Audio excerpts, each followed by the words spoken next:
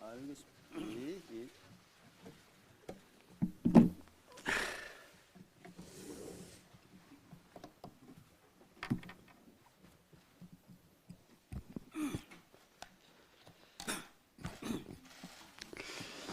총선이 85일밖에 남지 않았지만 선거제 논의가 아직도 공전 중입니다.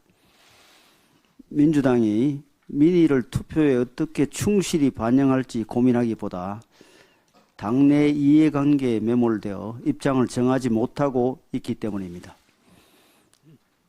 당의 공식적인 입장이 정해져 있지 않다 보니 민주당 내에선 현 제도를 유지하면서 야권을 아우르는 비례연합정당을 결성하자는 군소야당의 제안에 동조하는 목소리까지 나오고 있습니다.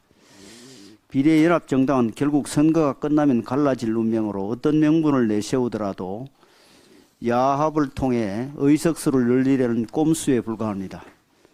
정말로 비례연합정당이 만들어진다면 통일된 비전이나 정책 제시 없이 네거티브에만 치중해 이미 혼탁한 선거를 더 혼탁하게 만들고 4년 전보다 더 심하게 표심을 왜곡할 우려가 큽니다.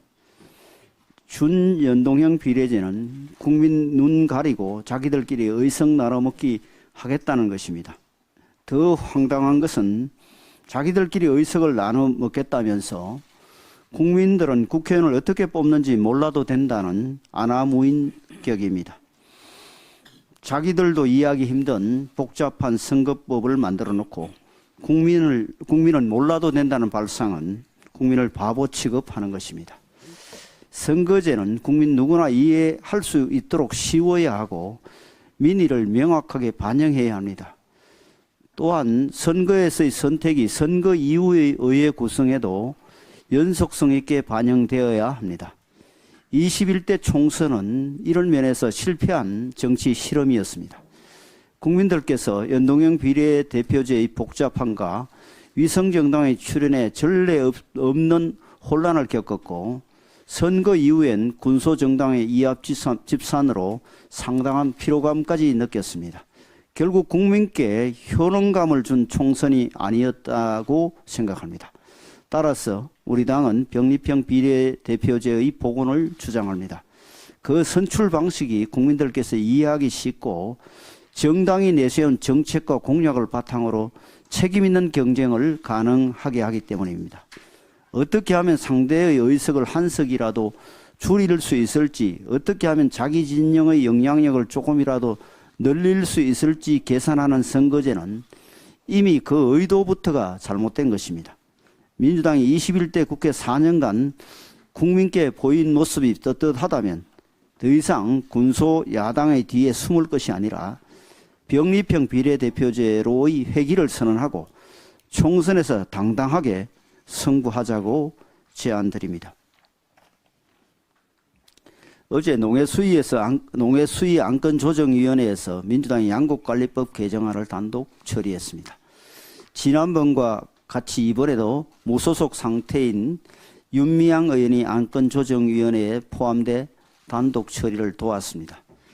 안건조정위를 무력화시키기 위해 위장 탈당을 하거나 사회적 물의를 빚고 탈당한 의원을 유사시 활용하는 민주당의 방식이 의회 정신을 비웃는 아주 나쁜 선례로 자리 잡았다는데 탄식하지 않을 수 없습니다.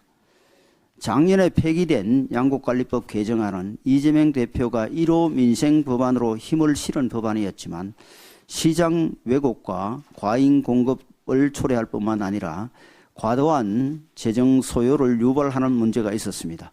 문재인 정부에서도 같은 이유로 추진하지 않았던 법안인데 민주당은 대통령의 거부권 행사를 유도해 정부에 부담을 주겠다는 정략적 의도로 본회의를 통과시켰습니다. 이번 법안 역시 민주당은 과도한 조항들이 완화됐다고 주장하지만 시장의 자율적 수급 조절 기능을 훼손하고 국가 재정에 부담을 주는 등 원 법안이 가지고 있던 문제들을 그대로 가지고 있으며 대상을 배추, 무, 고추, 마늘, 양파 등으로 대폭 확대시켜 포퓰리즘적 성격이 더욱 강해졌다는 점에서 여당과 정부의 반대 입장은 마찬가지입니다. 대통령께서 거부권을 행사하지 않을 수 없었던 양곡관리법은 민주당의 파행적 국회 운영이 본격화된 시점이기도 합니다. 합의와 토론을 무시한 민주당의 폭주기관차식 의회 폭거와 우리 당의 절박한 제2요구권 행사 건의가 반복되며 전국이 본격적으로 얼어붙기 시작한 것이 양곡관리법 강행 처리 때부터입니다. 이후 국회는 민생에 대한 논의가 아닌 정쟁으로 가득 찼고 지금까지 1년 넘게 국민들께 부끄러운 모습을 보이고 있습니다. 지금 상황에 민주당이 다시 양곡관리법을 꺼내들고 그때 모습 그대로 폭주의 시동을 걸고 있으니 이는 21대 국회 마지막까지 정쟁을 이어가겠다는 악의로밖에 볼 수 없습니다. 민주당이 추진하는 양곡관리법 개정안의 문제는 다시 하겠습니다. 민주당이 추진하는 양곡관리법 개정안의 문제는 지난 강행 추진 때도 충분히 다루어진 만큼 이미 국민들께서 많이 알고 계십니다. 그럼에도 불구하고 정략적 목적으로 폭주를 이어가는 모습을 국민들께서 냉정하게 판단하실 것입니다. 합당한 책임을 물을 것임을 민주당은 명심하시기 바랍니다. 세계 최대 IT 전시회인 CES가 지난주 마무리됐습니다. 첨단 기술의 향연이 펼쳐진 가운데 압권은 단연 인공지능이었습니다. 자동차, 가전뿐만 아니라 뷰티, 유통, 농업에 이르기까지 일상생활 전 영역에 AI가 스며들고 있음을 확인할 수 있는 좋은 자리였습니다. 성큼 다가온 AI 시대를 앞당기는 핵심이 바로 반도체 산업입니다. 특히 GPT와 같은 생성형 AI가 대중화되면 전력 수요가 폭발적으로 늘어날 수밖에 없는데 이에 대응하기 위한 저전력 고성능 AI 반도체 기술 개발이 매우 중요합니다. 미래 먹거리 기술은 CES를 통해 보았듯이 하루가 다르게 발전하고 있고 세계 주요국들은 반도체 패권을 쥐기 위해 총성 없는 전쟁을 이어가고 있습니다. AI 시대 국가안보 핵심 자산인 반도체 산업을 더욱 키우기 위해서 무엇보다 규제를 확실히 풀어야 할 것입니다. 시대에 뒤처진 낡은 규제가 기술 개발에 발목을 잡는 일이 있어서는 안 될 것입니다. 또한 국가의 인적, 물적 자원 투입도 파격적이어야 할 것입니다. 미국과 일본은 반도체 르네상스를 위해 대규모 인프라 지원과 감세에 나서고 중국도 이에 질세라 반도체 굴기에 막대한 예산을 쏟아붓고 있습니다. 가히 국가 대항전 양상을 보이고 있다고 해도 과언이 아닙니다. 이런 현실 속에서 인프라 건설이나 세제 지원이 주요 국가들에 뒤처져서는 절대 초격차를 유지할 수 없을 것입니다. 재정당국도 기업들이 알아서 잘 하겠지 하는 안이한 생각을 버리고 나라의 명운이 걸렸다는 비상한 각오로 행정적, 재정적 지원에 앞장서 주시길 바랍니다. 국회도 산업에 쌀 반도체를 키우기 위한 노력에 더욱 적극적으로 나서야 하겠습니다. 앞서도 언급했지만 AI 시대를 충분히 향유하며 살기 위해서는 안정적인 전력 공급이 필수적입니다. 이를 제도적으로 뒷받침하기 위한 법안들, 국가기관 전략망 확충특별법, 송변전 설비 주변지역 보상지원법을 신속히 처리해야 할 것입니다. 민주당도 미래 반도체 강국을 위한 선제적 투자와 인프라 기반 확충에 적극 나서주길 당부드립니다. 더불어민주당의 단도직입적으로 묻겠습니다. 정치개혁 할 것입니까? 말 것입니까? 이 간단한 질문에 더불어민주당은 이재명 대표의 눈치를 보면서 말을 빙빙 돌리고 있습니다. 금고 이상의 형이 확정되면 재판 기간 동안 받았던 세비를 반납하겠다고 국민의힘은 약속했습니다. 더불어민주당은 이에 대해서 이미 더불어민주당도 비슷한 법안을 발의했다고 답을 했습니다. 그러나 그 법안은 그 내용이 아닙니다. 이재명 대표처럼 불체포 특권을 앞세워 불구속 상태에서 국회의원의 임기를 다 채우고도 금고 이상이 확정되면 전혀 세비를 반납하지 않아도 되는 그런 법입니다. 또 법리적으로도 불가능하다고 합니다. 법리를 따질 것 없이 국민 앞에 약속하고 스스로 그 약속을 지키면 그만입니다. 불체포 특권에 대해서도 법리적으로 불가능하다고 개헌을 해야 한다고 합니다. 이것 또한 국민께 약속하고 그 약속을 지키면 그만입니다. 이번 총선에서 불체포 특권을 내려놓는 개헌과 함께 대통령의 제2요구권을 없애는 내용으로 개헌하자고 주장합니다.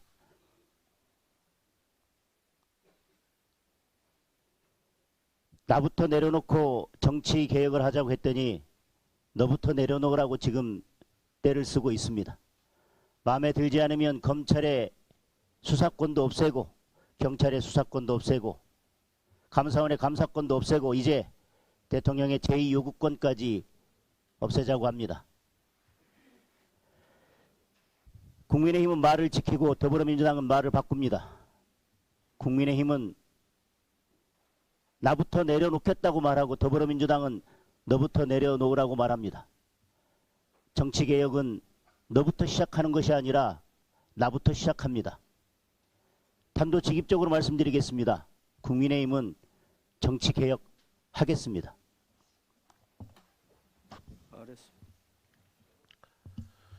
최근 정부와 여당은 어려운 경제 상황 타개를 위해 세금을 감면하고 재정 지원을 확대하며 과도한 규제를 완화하는 민생 정책들을 발표했습니다.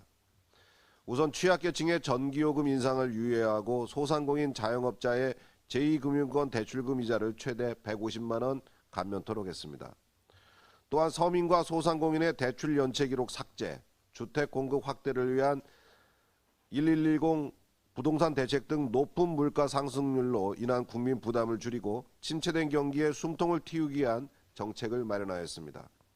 그런데 민주당은 이러한 정책들에 대해서 총선 포퓰리즘이라며 비판을 하고 있습니다. 그리고 어제는 농해수위 안건조정위에서 쌀을 포함한 17개 주요 농산물의 가격을 국가가 보장하는 최저가격 보장제를 단독 처리했습니다. 해당 법안은 이미 제휴요구권이 행사된 바 있는 양곡관리법 개정안의 시즌2이자 비용 추계가 되지 않을 정도로 과도한 포퓰리즘 법안입니다. 한국농촌경제연구원 분석 결과에 따르면 쌀 단일 품목에만 가격 안정제가 도입된다 하더라도 재정 보전액이 2034년 최대 4조 1,700억 원에 이르고 다른 농산물까지 포함할 경우 재정 추계조차 쉽지 않은 상황입니다. 최저가격 보장제 도입은 고질적인 쌀 과잉 생산 구조 심화, 쌀값 하락 유발로 농민들에게 전혀 도움이 되지 않을 뿐만 아니라 정부의 재정 부담만 늘어나는 결과를 낳게 됩니다. 정부와 여당이 내놓은 정책은 총선 포퓰리즘이고 안건 조정위를 무력화시키고 단독 처리한 포퓰리즘 법안은 민생 정책이라는 민주당의 이중적 태도가 매우 개탄스럽습니다. 민주당이야말로 총선을 앞두고 표 계산에만 급급해 국민 부담을 가중시키는 포퓰리즘 정책 남발을 즉각 멈춰야 할 것입니다. 발언하실 의원님들 오늘 좀 많으시. 왼쪽부터 할까요? 우리 장관님 하십시오. 농해수위 간사 이달곤입니다. 어제 제가 농해수위에서 안건조정위원회 현장에 있었기 때문에 좀 더 상세히 말씀을 드리겠습니다. 어제 농해수위의 안건조정위원회는 일종의 국회에 저열한 변종 바이러스가 나타난 것과 같습니다. 안건조정이라는 것은 실제로 여야 간에 이견이 생기는 것을 수기하기 위해서 우리 선배 국회의원들이 90일간 숙려하라고 만든 제도입니다. 그런데 여당은 그 원칙을 지키려고 노력했습니다만은 야당 구성에 있어서도 윤미향 의원을 넣으면서 4대2 구조를 끌고 갔습니다. 그리고 어제는 법안 6개를 심사했습니다. 반 시간 만에 법안 6개를 수기한다고 하면서 자기들의 목적은 양곡관리법을 통과시키는 것입니다. 양국관리법은 아시는 바와 같이 시장의 작동을 정부가 의무적으로 개입해서 멈추게 하는 것입니다. 이것은 아주 저열한 좌파 정책입니다. 그렇기 때문에 그 실로 목표나 방식은 전번에 대통령께서 제의 요구한 그 법안과 동질 유사합니다. 그렇기 때문에 이것은 어떻게 보면은 일사부재의 원칙에도 어긋나는 그런 결의를 한 것입니다. 저희들은 어제 있었던 안건조정위원회의 결의를 도저히 받아들일 수 없고 상임위원회가 열릴 시 이 부분에 대해서 문제점을 지적하고 반대를 계속해 나갈 예정입니다. 이상입니다. 동일 임기 내에 제2요구권 행사해서 재표결해서 부결된 법안을 다시 이렇게 발의해가지고 법안을 처리하겠다고 한 사례도 아마 전대미문일 겁니다. 참 정말로 해도 민주당의 정말 숫자만 믿고 하는 의회 이 폭거가 정말 국민들이 어떻게 생각할지 국민은 안중에도 없는 것 같습니다. 예. 네. 이렇게 오죠. 이미자 간사님 하시고 연락 넘어오시죠. 예. 네, 한노희 간사 이미자 의원입니다. 저출산 정책 발목 잡는 민주당을 규탄합니다. 통계청 자료에 의한 최악의 시나리오에 따른 학계 출산율을 보게 되면은 2023년 작년에 0.71, 올해에 0.67, 내년에 0.63, 26년에는 0.59로 떨어진다라고 합니다. 건강보험심사평가원은 2021년 난임 치료를 받는 환자는 약 25만 2천 명 중에서 남성 난임 환자가 전체 35.4%인 9만 명에 달한다고 합니다. 따라서 전문가들은 저출산 정책에서 가장 시급한 것은 난임 부부를 지원하는 것과 일가 육아 병행 가능한 유연한 노동 환경을 조성하는 것이라고 했습니다. 따라서 한국보건사회연구원이 15일 난임 시술을 받은 남성의 심리 사회적 어려움을 공개했습니다. 그에 따른 연구팀 남성 난임자들의 겪는 어려움을 시술 경험이 있는 사람들로부터 심층 인터뷰를 했는데 그 내용은 이렇습니다. 첫째, 난임 진단 직후 복합적 경험이라든가 가족들로 인한 스트레스 증가, 배우자와의 관계 악화, 난임 시술 공개에 대한 스트레스와 부담, 사회적 지지 체계 부족, 이런 공통 경험을 갖고 있고, 또한 직장에 휴가 내기가 어렵고 시술 일정은 보통 가기 전에 결정해야 되는데 휴가 일정을 회사에 미리 알리기가 어렵고 중요한 업무와 시술 일정이 겹치면 휴가도 낼 수 없다는 것입니다. 또한 고환 채취술은 일주일가량 휴식이 필요한데 여기에 대한 대책도 하루밖에 안 주고 급여 제한적이고 약제비도 여성의 몇 배가 되는데도 이런 모든 부분 경제적 부담이 큰데도 불구하고 여성 중심으로 설계된 난임치료 정책에 남성도 포괄적으로 포함해달라는 호소가 있었습니다. 이와 관련돼서 윤석열 정부는 20대 대통령 대선 공약집에 여러 가지 출산 준비부터 산후조리까지 국가 책임을 강화하겠다고 약속한 바 있습니다. 따라서 2024년도의 정책에 의하면은 난임 부부 시술비 지원 사업의 소득 기준 철폐했습니다. 횟수 제한 완화 16회에서 20회로 했습니다. 남성 난임 검사 비용 무료했습니다. 자녀 출생 후 1년간 100만 원 부모급여 제공했습니다. 그러나 고용노동부에 관련돼 있는 난임 휴가 기간을 3일에서 7일로 확대하는 거라든가 또한 배우자 출산 휴가 기간 및 육아휴직 기간 확대, 즉 배우자 출산 휴가를 현행 10일에서 20일로 연장하는 것과 육아휴직 기간을 현행 남녀 각각 1년에서 1.5년씩 해서 총 3년을 연장하는 부분에 대해서는 정부 측에서 제안했음에도 불구하고 또 법안을 발의했음에도 불구하고 민주당이 심의해 주지 않아서 이 부분이 12월 18일 날 한 발짝도 나갈 수가 없었습니다. 존경하는 국민 여러분, 저출산 정책을 발목 잡는 민주당을 혼내주시기 바랍니다. 이상입니다. 정겸식 간사님. 예, 법사위 간사인 정겸식 의원입니다. 이재명 민주당 대표의 최측근으로 불리던 김용 전 민주연구원 부원장이 작년 11월 30일 1심 재판에서 불법 정치자금 및 뇌물수수 혐의로 징역 5년형을 선고받고 법정 구속되었습니다. 어제는 김용 전 부원장 재판 과정에서 이모 전 경기도 시장상권진흥원장에게 거짓 알리바이 증언을 종용한 혐의를 받은 이재명 선대위 상황실장 출신인 박모 씨와 서모 씨에 대한 구속영장이 발부되었습니다. 검찰은 김용 전 부원장이 대장동 일당으로부터 수수한 불법 자금 가운데 1억 원을 2021년 5월 3일 성남시 분당구 유원홀딩스 사무실에서 받은 것으로 특정했는데 박모 씨 등이 해당 날짜에 김 전 부원장이 다른 곳에 있었던 것처럼 거짓 알리바이를 꾸며낸 정황이 드러난 것입니다. 이들이 허위 알리바이를 만들기 위해 법정에서 위정하고 증거까지 조작해 제출하는 중대 범죄를 저지른 이유가 과연 무엇 때문이겠습니까? 진정 누구를 위해 자행된 위정이었겠습니까?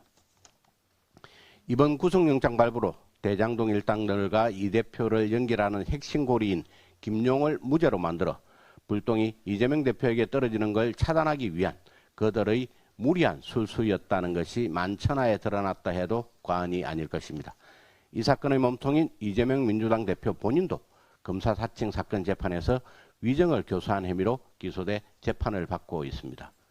이번에 그 척건들까지 위정교사 혐의로 구속된 것에 대해 이 대표는 국민 앞에 입장을 밝혀야 할 것입니다.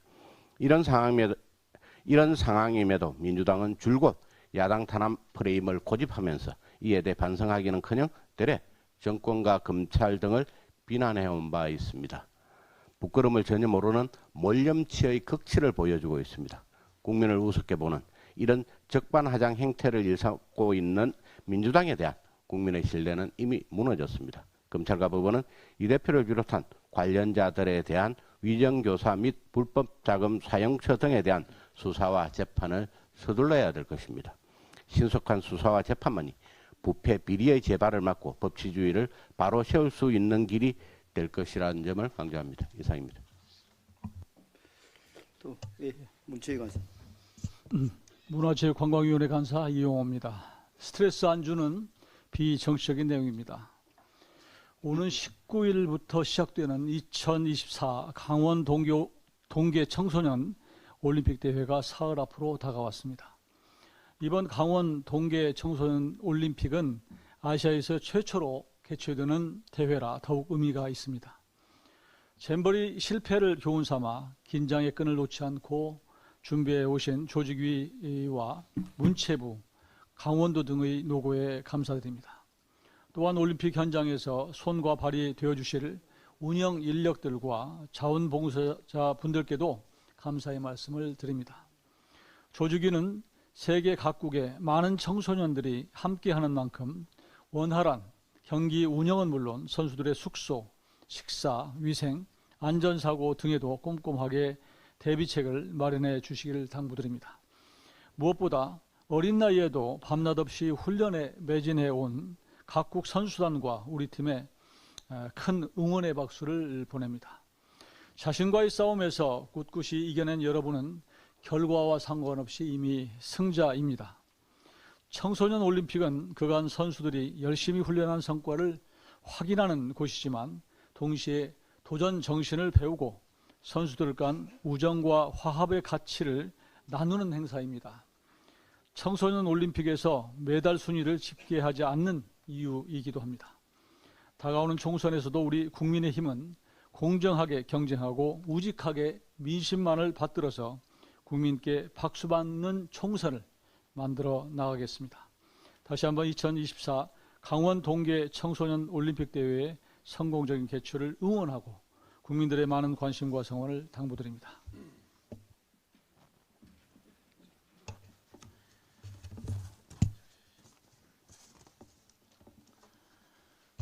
가방위 간사 박성중 위원입니다. 오늘은 MBC 자막 조작 관련해 석고대죄하라는 내용과 불법을 저지른 범법행위를 저지른 방심위원 사퇴 촉구 내용 두 건입니다. 법원도 정정 보도를 요구한 MBC 자막 조작 보도는 MBC는 적법한 절차에 따라서 정정 방송하고 국민 앞에 석고대죄하라. 가짜뉴스를 남발하는 MBC를 방기하는 권태선 이사장 그리고 안형준 사장은 당장 사퇴하라는 내용입니다. 법원이 MBC가 자행한 윤 바이든 날리민의 조작 방송이 2022년 9월 20일 날 됐습니다. 조작 방송에 대해 정정 보도를 선고했습니다. 올해 1월 12일입니다. 만시지탄이지만은 지극히 정상적인 판결입니다. 당시 MBC는 9월 22일 10시 7분경부터 국내 언론사 중에서 최초로 유튜브 채널과 정오뉴스에서 윤 대통령의 발언에 대해서 가로 열고 미국이라고 들어있습니다. 미국 국회에서 EXXL이 승인 안 해주면 바이든은 쪽팔려서 어떡하라는 제목을 달아서 영상을 게재하였고 그날 총 4회 보도를 통해서 허위 사실을 대대적으로 유포했습니다.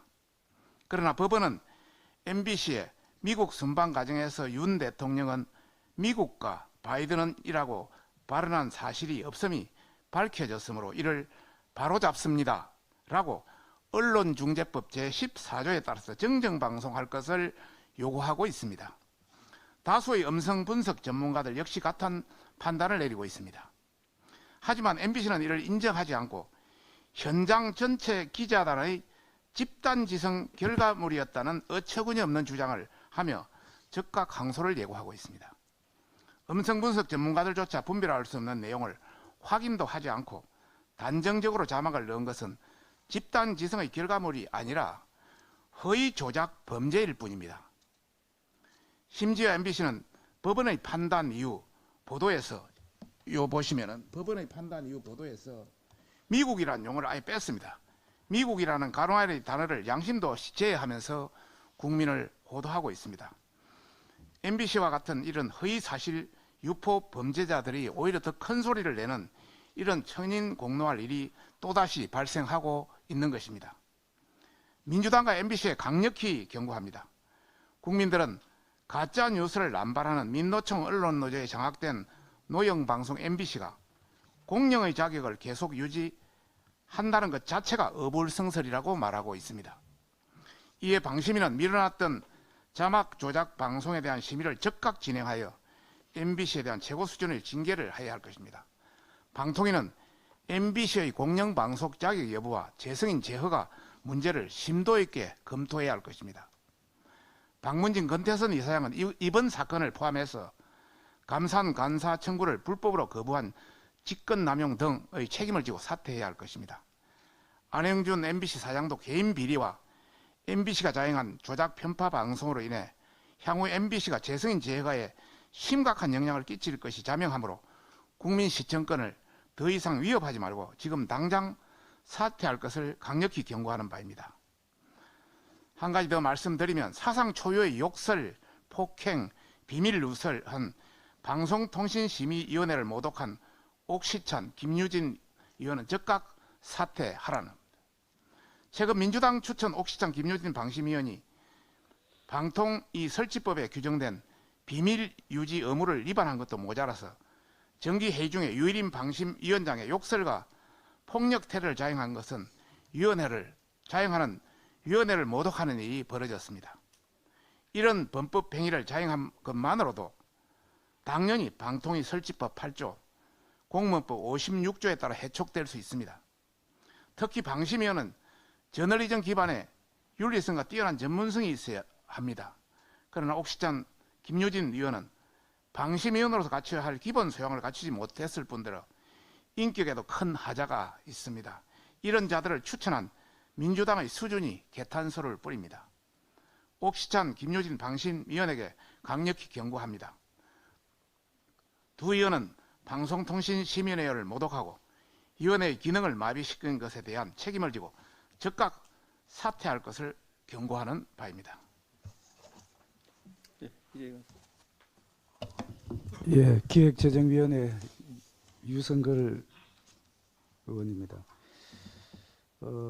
우리나라의 방위 산업 말하여 K 방산이 그동안 무기 성능 대비해서 가격 경쟁력 등으로 해서 눈부신 성장을 해왔습니다. 재작년 2022년 기준으로 해서 K 방산은 세계 무기 수출 시장에서 점유율 2.8% 세계 8위를 기록을 했습니다. 174억 달러에 이르는 수출을 기록했다는 말씀을 드립니다. 지난해 역시도 K방산 기업들의 총 수출이 130억 불을 달성을 했습니다. K방산이 반도체와 또 2차 전지 산업에 이어서 미래 먹거리 첨단 산업으로 지금 현재 부상을 하고 있는 그런 상황입니다. 이에 정부도 방위산업을 국가 전략 산업으로 육성해서 수출 대상국과 품목을 다변하고 2027년까지 세계 방산 수출 4대 강국으로 도약하겠다는 그런 목표를 세웠습니다. 그런데 현재 폴란드와 진행 중인 총 규모로 해서 최대 30조 원 규모에 이르는 무기 2차 수출 계약이 지금 현재 어려움을 겪고 있는 것으로 지금 이렇게 알려지고 있습니다. 폴란드의 무기 구매 대금을 추가로 대출해 주기 위한 정책 금융이 한도 부족으로 그런 상황에 직면을 하고 있다고 합니다. 이를 정액하기 위해서는 한국수출입은행법 개정안이 필수적입니다. 그런데 이 개정안이 지금 현재 기획재정위원회에 지금 표류하고 있다는 말씀을 드립니다. 현재 한국수출입은행의 법정 자본금이 15조 원입니다. 이것을 30조 원 내외 규모로 증액하기 위한 개정안들이 지금 현재 논의가 되고 있지만 진척이 안 되고 있다는 그런 말씀을 드립니다. 더 이상 미루는 것은 국익에 심각한 타격을 줄 수가 있고 또 국회가 오히려 K방산을 발목 잡는 그런 상황이 될 수가 있습니다. 그렇기 때문에 국회는 수출입은행의 법정자본금 확충 등으로 무기 수출에 대한 금융 지원을 누리기 위한 입법을 하루속히 서둘러야 하겠습니다. 민주당에 촉구합니다. 수출입은행법을 포함해서 민생 그리고 경제 살리기 관련 법을 기획재정위원회에서 하루속히 추진할 수 있도록 적극적으로 협조해 주시기 바랍니다. 이상입니다. 이태규 간사님. 네, 교육위원회 이태규 간사입니다. 새해 한반도 정세가 더욱 엄중합니다. 김정은 북한 국무위원장이 대한민국을 제1적대국, 불변의 주적으로 명기해야 한다고 밝혔습니다. 대한민국이 화해와 통일의 대상이자 동족이라는 생각은 현실 모순적인 기성 개념이며 철저한 타국이자 적대국가로 규정하며 민족관계를 완전히 부정했습니다. 최고인민회의 또한 적화통일을 의미하는 우리의 조국통일 노선과 극명하게 상반되는 흡수통일, 체제통일을 국책으로 정한 대한민국과는 언제 가도 통일을 이룰 수 없다고 했습니다. 북한의 이런 태도는 사실 새로운 것이 아닙니다. 북한은 그동안 입만 열면 우리 민족끼리를 내세웠지만 그것은 남남 갈등을 노린 것일 뿐 남북관계나 국제사회에서 민족의 진정성이나 동질성을 보여준 사실이 없습니다. 철저하게 국가관계, 국가의 이익관점에서 남북관계에 임해왔을 뿐 아니라 이산가족 상봉 등 인도적 차원의 관계조차 거부하며 핵개발과 미사일 도발, 남북 공동연락사무소 폭파 등 심각한 적대적 행위를 자행해 왔습니다. 이제 북한은 남북관계를 바라보는 자신들의 실체적 입장을 드러내고 그것을 헌법으로 공식화하겠다는 것입니다. 그렇다면 대한민국 안보태세는 물론 아이들을 가르치는 통일 교육의 개념과 기조도 달라져야 합니다. 우리는 북한을 대하는 데 있어 한반도 평화와 남북관계 협력에 진정성을 갖고 임하면서도 엄중한 현실에 기초하지 않고 북한의 선의를 강조하며 민족 관계에만 기대려는 편향된 통일 교육이 있다면 이를 바로잡아야 합니다. 박명림 교수의 주장처럼 70년간 분단 이후 한반도에는 대한민국과 조선이라는 정체성이 서로 다른 두 국가가 사실상 등장했다는 객관적 사실을 인정하고 우리 아이들에게 객관적 사실을 가르쳐야 합니다. 아직도 80년대 세계관에 갇힌 친북 이념 세력들은 몽상적인 민족 통일을 주장하며 그것을 우리 아이들에게 주입시키려 하지만 이제 통일 교육은 냉정한 남북관계 현실에 기초해서 실용적 교육이 이루어지도록 해야 합니다. 북한은 같은 민족이지만 북한이 도발과 핵 위협이 실존하는 현실에서 민족 통일보다 대한민국의 안전과 한반도 평화 공존이 더 중요함을 가르쳐야 합니다.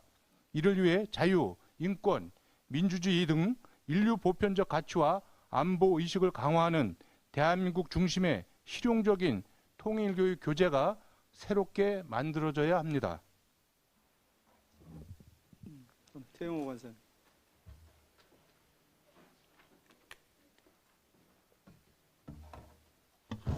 지난해부터 북한이 미사일 오래 잠수함 등 종류별로 신무기를 잇따라 내놓고 있습니다. 특히 그제 북한이 시험 발사한 극초음 중장거리 고체연료 탄도미사일은 현존하는 한미의 미사일 방어 체계 시스템으로 여겨가기 힘든 미사일이라고 합니다. 이렇게 북한의 위협이 하늘과 땅, 바다에서 몰려오고 있는데 문재인 정권 시절 북한과 맺은 9.19 군사합의서가 남북 간 적대 행위를 종식시키기 위한 합의서가 아닌 평화쇼를 위한 합의서였음을 보여주는 엄중한 사실이 밝혀져 우리 국민들을 다시 놀라게 만들고 있습니다. 문재인 정부가 그렇게 잘했다가 떠들던 남북의 최전방 감시 초소인 GP 파괴가 우리만 제대로 파괴하고 북한의 GP 지하 핵심 시설 파괴 여부는 확인도 검증도 하지 않은 채 북한만을만 믿고 불능화되었다고 국민을 속였다는 것입니다. 심지어 당시 현장 검증단이 불능화에 대한 위구심이 충분히 해소되지 않았다고 보고했고 군 측에서도 불능화가 됐다고 판단하기 어렵다고 보고했지만 윗선에서 묵살했다고 합니다. 결국 최근 우리 군은 북한이 지난해 연말부터 북한이 파괴했다던 GP에서 지하시설을 활용하고 있는 정황을 확인했고 이같이 신속한 지하시설 사용으로 볼 때 문재인 정부의 북한 GP 불능화 주장과는 달리 파괴되지 않은 것으로 추정하고 있습니다. 우리 GP는 외부에 노출된 지상 요새가 핵심입니다. 그런데 이 그림에서 보는 것처럼 북한의 GP는 이렇게 산 위에 있는 외부 감시 초소보다는 이렇게 지하 통로를 통해서 산 중턱으로 연결된 지하 소규모 진지가 핵심입니다. 여기서 보는 것처럼 이렇게 GP 감시 외부에 있는 GP 감시 초소가 지하 통로를 통해서 산 중턱으로 연결되어 있고 바로 이 지하 핵심 시설이 핵심인 것입니다. 여기에서는 기관총이나 소총과 같은 직사 화기로 직접 총항구로 연결되어 있어서 우리 측을 향해서 사격을 할 수 있는 이런 지하 시설입니다. 우리 군의 핵심인 지상 지피를 모두 파괴한 데 반해 북한은 이 핵심인 지하시설을 그대로 둔 채 파괴했다고 기만 전술을 썼고 다시 신속한 복원에 나선 것입니다. 결과 우리 군은 GP 11곳을 철거하면서 지상, 대공, 침투, 감시 능력이 조화됐습니다. GP는 말 그대로 대한민국과 우리 국민, 시민들을 최전방에서 지키는 방패인데 가짜 평화쇼를 위해 우리 스스로 방패에 구멍을 뚫은 거나 다름없습니다. 이는 직권남용, 직무유기를 넘어서 이적 행위입니다. 북한 말만 듣고 현장 검증단의 보고를 묵살하고 허위 발표를 강령제한 윗선이 누구인지 철저히 조사하고 책임자를 엄벌해야 합니다. 필요하다면 국정조사, 감사원 감사, 특검 등 가능한 수단을 다 동원해야 합니다. 민주당도 대한민국의 공당이라면 적극적으로 동참하기를 바랍니다. 이상입니다. 서정수 의원 마지막으로 하십시오. 네, 보건복지위원회와 인구특위위원으로 활동하고 있는 원내 부대표 서정수 의원입니다. 소아당뇨병 문제와 관련하여 한 말씀 드리겠습니다. 지난 9일 태안군에서 일형 당뇨병을 앓고 있는 8살 난 아이의 지역사회에서도 봉사 참여가 활발했던 부모가 아이의 고통스러워하는 모습과 경제적인 큰 부담으로 인한 고통을 호소하다가 아이와 함께 가슴 아픈 가족 죽음을 선택하게 된 있어서는 안 될 비극이 벌어졌습니다. 이 소식을 접하며 참담한 마음을 금할 길이 없었습니다. 저는 지난해 2월 대한당뇨병연합이 여야 복지위원들과 함께 개최한 소아 청소년 청년 당뇨병 법안 상정과 통과를 위한 토론회를 공동 주최하며 소아를 비롯한 우리나라 젊은 당뇨병 환자들의 현실과 고통에 대해 더 세세하게 알게 되었고 21년에 발의된 우리 당 이명수 의원 대표 발의 관련 법안에 소속한 통과를 촉구한 바 있습니다. 일형 당뇨병은 췌장에서 인슐린이 분비되지 않아 혈당 조절이 되지 않는 질환으로 주로 소아 청소년기에 발병하며 환자들이 매일 인슐린 주사를 맞아야 하는 육체적 경제적 고통은 물론 그로 인해 사회적 편견과 차별이 대상이 되기도 하는 등 복합적이고도 심각한 어려움에 처해 있는 현실입니다. 우리 윤석열 정부는 이러한 보건 민생 문제를 해결하기 위해 올해 3월부터 소아당뇨 환자가 인슐린 주사 시 사용하는 인슐린 펌프 등의 건강보험 지원을 확대하기로 한 바 있습니다. 또한 이번 사건을 계기로 그 시행 시기를 2월로 앞당기는 등 지원 대책을 강화하기 위해 발빠르게 대처하고 있는 점은 의미가 크다고 할 것입니다. 그 내용은 소아당뇨병 환자의 본인 부담률을 30%에서 10% 수준으로 낮춰 기존의 월 380만 원이 넘던 경제적 부담이 45만 원에 경감되는 내용입니다. 그러나 강화된 지원책만 가지고는 소아당뇨 환자와 그 가족들의 부담과 고통을 해소하기는 여전히 한계가 있는 상황이어서 추가적인 대책에 대한 신속한 검토가 필요합니다. 한국소아당뇨인협회에 따르면 소아당뇨를 원활히 치료할 수 있는 병원은 전국에 76곳으로 비수도권 지역 126개 시군 가운데 거의 90%에 가까운 113개 지역에는 관련 병원이 전무한 상황입니다. 소아당뇨 치료를 위한 의료 인프라가 부족하다는 것을 절감할 수 있는 대목입니다. 이것은 즉 필수 의료와 의료 불균형의 문제이기도 합니다. 이와 관련하여 소아당뇨 등에 대한 별도의 지원체계 마련을 골자로 하는 소아 청소년 청년 당뇨병 환자 등 지원에 관한 법률 제정안은 저희 국민의힘 이명수 의원께서 21년 10월에 발의한 법안을 현재 국회에 계류 중에 있습니다.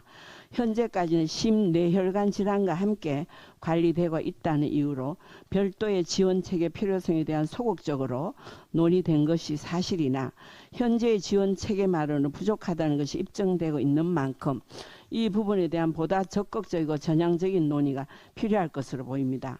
또한 1형 당뇨병의 중증 난치 질환 인정을 통한 보험료 본인 부담 경감, 학교에서의 인슐린 투약 문제 등 소아당뇨 환자들의 고통 해소를 위한 대책을 보다 구체적 적극적으로 논의 대처해야 나갈 시점입니다. 저출산 문제가 날로 심각해지고 있는 작금의 대한민국에서 고통받는 아픈 아이에 대한 국가 지원이 부족해 온 가족이 함께 고통받는다는 것은 있어서는 안 될 일입니다.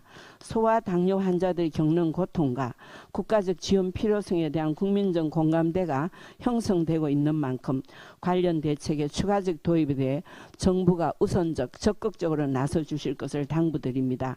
국회에서도 법안 통과도 더 적극적으로 임하도록 노력하겠습니다. 특히 다수당인 민주당이 소수당인 집권 여당의 민생 챙기는 법안에 귀 기울여 고통받는 약자 국민들의 민생에 함께 힘을 쏟고 본연의 의미에 충실해 주시기를 간곡히 부탁드립니다. 네.